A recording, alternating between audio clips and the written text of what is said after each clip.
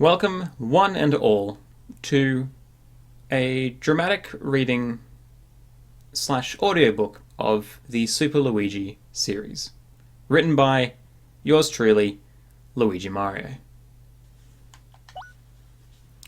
Have you ever experienced a time when no matter how hard you tried, you failed, and the time you spent felt wasted?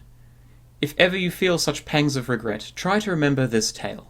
The story of a young man's quest to save a sweet princess. Super Luigi, Volume 1. The quest begins. The day dawned like any other, but little did Luigi know the letter he was about to receive would forever change his destiny. Sir Luigi, danger besets us on all sides, and we beg your help. The foul chestnut king has stolen our treasure, our fair princess.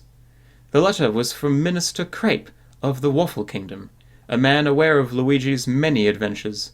He knew only Luigi could save them.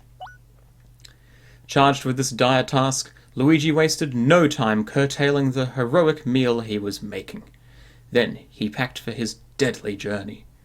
Knowing that his older, though less talented brother was out on a no doubt inconsequential errand, Luigi took a moment to leave a note.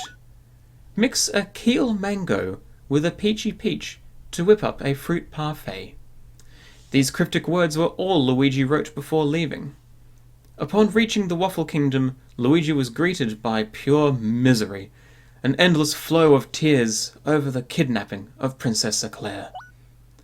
Arriving at the castle, Luigi was greeted by Minister Crepe, who carefully handed him a compass base with only one intact section. Our land had a second treasure, the marvelous compass.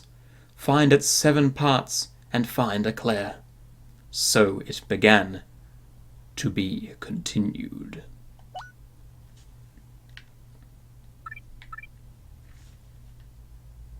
End of Super Luigi number 1. Super Luigi Volume 2. Allies in Adventure. It's a little warm, Luigi muttered, the sweat dripping from his brow as he followed the compass up Rumble Bump Volcano's side. Must find the secret grotto. While Luigi had guts to spare, he did need a guide, and he found one in Bluey, a blooper he met in town. Brave Bluey joined Luigi and instantly proved to be invaluable. With his aid, Luigi bested a savage statue that protected the treasure. That treasure was none other than a piece of the marvelous compass, a piece that pointed west to Plump Belly Village. The second Luigi saw Plump Belly Village, he knew something was amiss. All was woe, and Luigi soon learned the reason why from the mayor. The town was at the mercy of a sinister serpent who demanded sacrificial lasses. Burning with indignation, Luigi formed a team of liberators. A fierce bob-omb warrior named Jerry joined his crew and chose, not surprisingly, to stick with Luigi for the duration of his quest for Eclair. Fortified by his allies, Luigi strode on into the lair of the beast, a foul, 2-headed snake. No time to think, Luigi sprang forth. Twin heads snapped at his heels, fangs dripping venom. Then, as one mouth gaped wide to swallow Luigi, the other crept behind. Our hero sensed the treachery and fainted before leaping. The heads collided, and the beast ate itself. The prize? A compass piece. The villagers begged their saviour to stay with them, but a grim-faced Luigi pressed bravely onward. To be continued. End of Chapter 2. Man, I tell you what, reading's a dramatic task. Super Luigi, Volume 3. The Voice of a Princess. Dauntless Luigi's next test came in the form of a kart race on Circuit Break Island, where he won both the contest and a compass piece. The race was fraught with danger, but Luigi pressed through adversity to win. All viewers were awed by Luigi's revolutionary racing style. The mechanic who built Luigi's racing machine, a buzzy beetle named Torque, was so stunned by Luigi's race techniques that he joined him. Reinvigorated, Luigi set sail for Jazzafraz Town, where he made his stage debut. Hazy, a noted Daisy producer, gave Luigi a key role. Playing the part of an earth spirit to pure perfection, Luigi stole the show. Hazy's faith in Luigi's natural acting talents was rewarded. The performance won a prize, which yielded another compass piece. Hazy turned from teacher to pupil, joining Luigi on his quest. It was at this time that Luigi's heart, usually draped in the cool comfort of a hero's resolve, began to warm with thoughts of Princess Eclair. This came to be because every time the magic compass pointed to a new place, her gentle words rang in his ears, touching him to his very soul. The voice spoke of eternity, of stars in the heavens. It wept for those blind to love. It gave comfort in the face of fear and loneliness. Though he had never seen her, our hero was tormented by visions of this fair-hearted maiden. All he could do was press onward.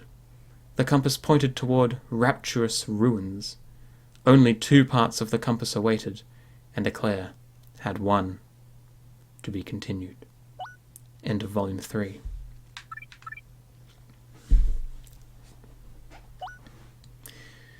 Super Luigi, Volume 4. The Shards of Truth. Footsore and weary, Luigi finally found the rapturous ruins beyond Grimble Forest. Within them, time and space were lost in nothingness. Within the pale emptiness, Luigi found a young sleeping boy. Our hero called out gently, and the youth awoke from his long, long slumber. "My name is Cranberry, and I've waited for you for the last 1,000 years." The boy went on to tell Luigi the secret truths of an ancient land. He said that the marvelous compass had been created by the ancient Luff people, who used its powers of foretelling to rule the world. But the Luff Empire was then cursed by the compass and fell into ruin. The survivors dismantled the compass and hid its pieces. Cranberry was the last of the ancient race. His role was to wait until one with a noble heart came to take the burden of the future. None but Luigi could have shouldered this weight. The boy gave him the compass piece and said, "Fear the curse, but find your Eclair." Luigi accepted the part. The boy's words burned into his brain. His duty fulfilled, the boy began to fade into the blank nothingness. As he faded from sight, a look of joy lit Cranberry's face. As Luigi gaped, the boy and ruins vanished, leaving our hero in a dark wood. With 6 of the parts united, the compass now pointed to the final part, to the quest's end, to Hate Song Tower. And then her voice spoke. Princess Eclair's voice begged for help from the void, pleading for our hero. Luigi's heart burst aflame. To be continued. End of Volume 4. Super Luigi, Volume 5. Journey's End. At long last, Luigi crossed the threshold of Hate Song Tower. Luigi rallied his allies. "We will defeat the Chestnut King. We must." Friends by his side, Luigi at last faced the fell Chestnut King. But then he heard a voice, and spun to see the fair Princess Eclair. She told our hero the painful truth. The evil Chestnut King was actually her true love, made monstrous by Crepe in a bid for the throne. At that moment, the villain's Crepe appeared. "The marvelous compass, please.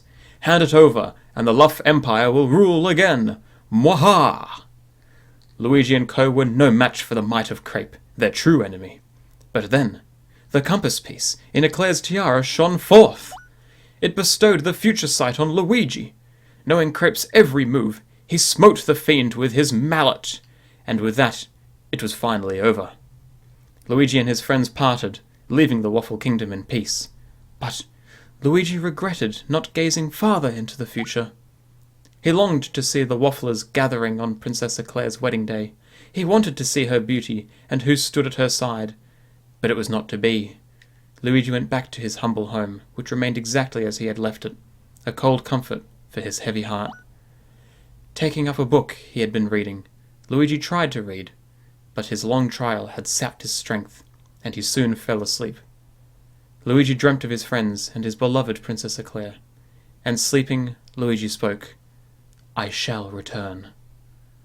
The end. What a good series of books. What a worthy end to this journey.